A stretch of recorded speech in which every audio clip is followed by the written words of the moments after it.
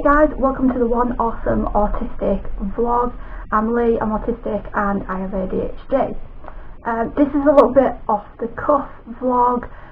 Apologise if it seems a little bit dark, but it is so hot today, and the room that I record in, which is obviously my bedroom, as you've probably seen my bed and everything in the background, is where the sun shines in the morning, and it is just too hot and too bright. It would just completely white out my face. So I am filming in the morning. It is Wednesday. I'm a little bit behind. Everything's been a bit crazy, and I'm about to have a crazy couple of weeks as well. So I'm going to have to try and batch film loads of stuff over the next few days to try and catch up and to try and get ahead, so that then in between the things I'm doing the next couple of weeks I can get some time to rest so I don't burn out. The first thing I've got coming up is tomorrow. I have the meeting with the employment place who are going to help me out in trying to get back to work. I'm a little bit nervous and a little bit worried about it. Now I know where I'm going because I used to walk past the place when I lived somewhere slightly different but in this area.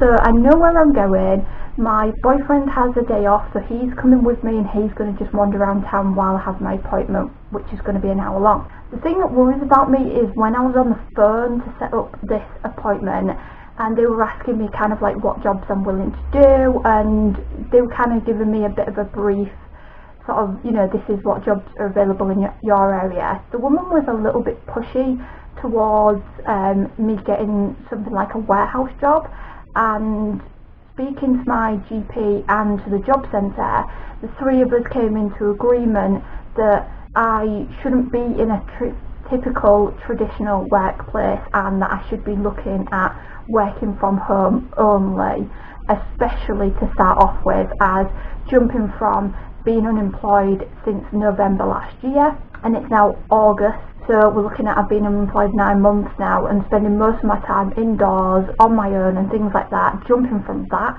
into a workplace may be a little bit much, so I need a kind of intermediary point. Currently my cat is flaked out under the bed but keeps sniffing the back of my ankle, which is a little bit ticklish. That's always fun when I'm trying to film a video. And they also look a bit shiny. I've just been outside to head to the post office to get some photocopies of things to send for my tribunal, for my PIP.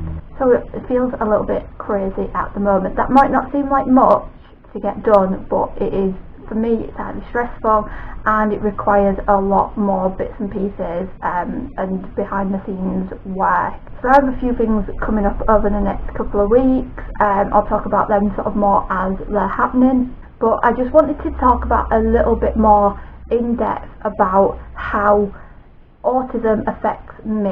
What I wanted to pinpoint is what my sensory issues are. My biggest sensory issue is sound. For those who keep watching my videos know that I've had to move into my bedroom from my office because I got a new camera and it keeps picking up all the traffic sounds outside, and that's because the house I live in has rubbish old windows. I don't know if they're double glazed or single glazed, but if they're double then they're really, really old ones, and my landlady is refusing to do anything about it.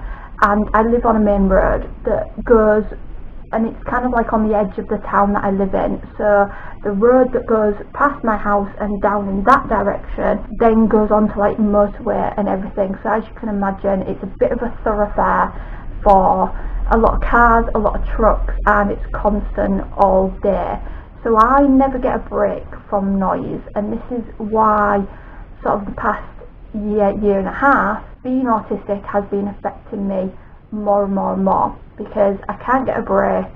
I just need some quiet. I have previously had a couple of breaks where I've like gone to my parents' house. I go to my parents every Christmas now. Last Christmas was great, even though it was hectic because people around and stuff like that.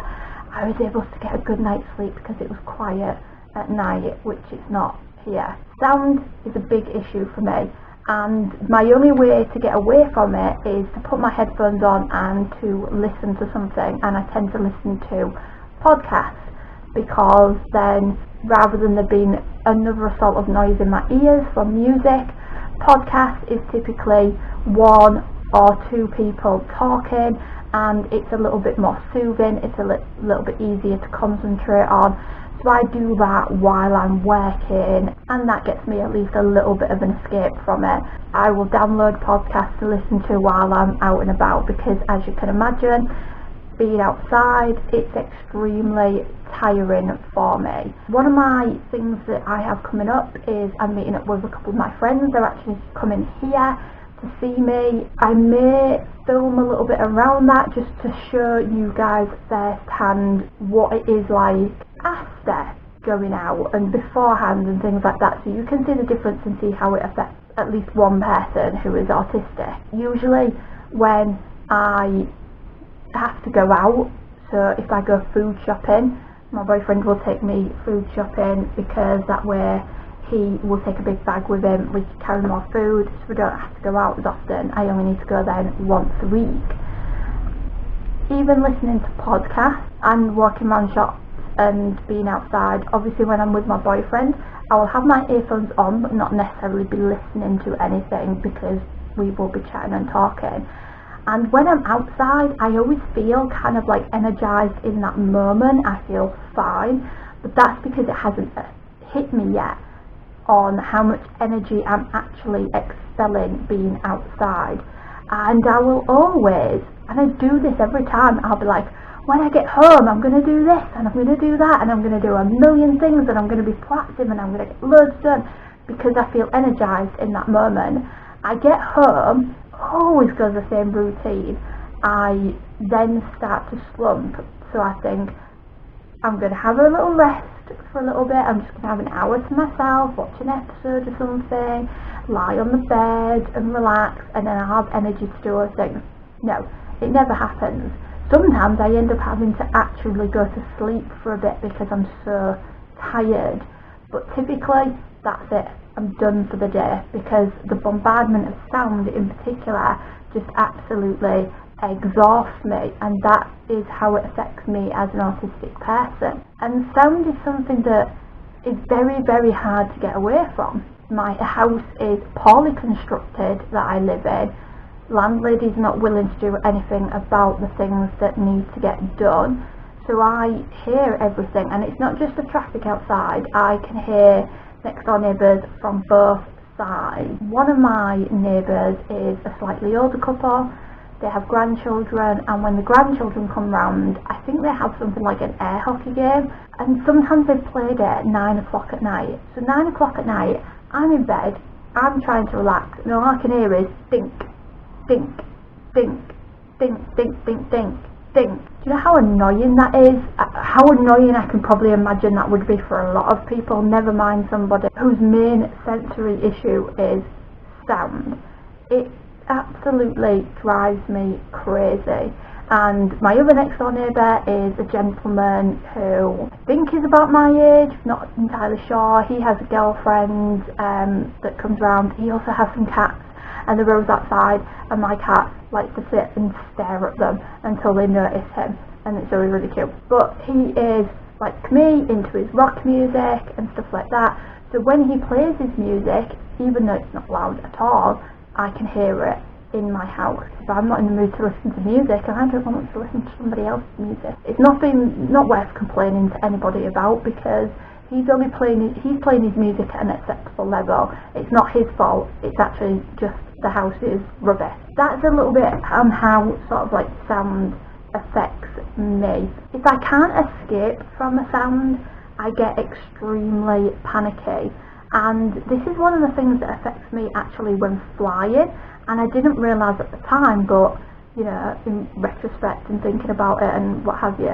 obviously when you're on an aeroplane there is that constant sort of deep noise, and even with headphones on I haven't been able to get away from it, and that increases my anxiety, and it's part of what makes me a absolutely terrible flyer. And because of this, I'm really, really sensitive to sound as well, so I seem to be able to hear a lot of things that other people around me can't hear. So particularly I notice it obviously when I'm with my boyfriend and I'm like, can you hear that annoying noise? He's like, no, what noise? Something high pitched or low pitched in particular, and he can't hear it. It's just that I feel like I am very sensitive to noises like that, so I tend to hear them, which is a complete paradox of the fact that I don't process auditory things like other people, and typically I can't actually hear people talking when there's other noises, because what my brain is processing is the other noises and it's not processing the actual speech. Even in my own house, because there's the traffic sounds, sometimes if I'm sitting in a living room with my boyfriend, I can't hear what he's saying even though he's sat next to me and I'm looking at him, because of the noise of traffic outside. It means that I always, even with my headphones on, I always watch everything with the subtitles on, because then if I miss words that I'm really not sure my own brain can't fill it in, then I can read it. So I never watch anything without the subtitles on anymore, and that has been a massive help. I'm not sure what else to say about how sound affects me. I think I've covered the most part of it and how it affects me. I know that every autistic person is affected by sensory issues differently. Some it touches their number one. What I'll do is I'll pop in the description below actually sort of 1 to 5 on how different senses affect me. So number 1 will be the one I'm the most sensitive to, number 5 will be what I am least sensitive to out of the senses. Anybody watching this who's autistic that has the same issues, drop in the comments below your 1 to 5 as well. It'd be interesting to see everybody's different lists on what affects them the most and what affects them the least. That would be really interesting to see. But that's it from me, guys. More in the next video, so I shall see you then. Bye for now.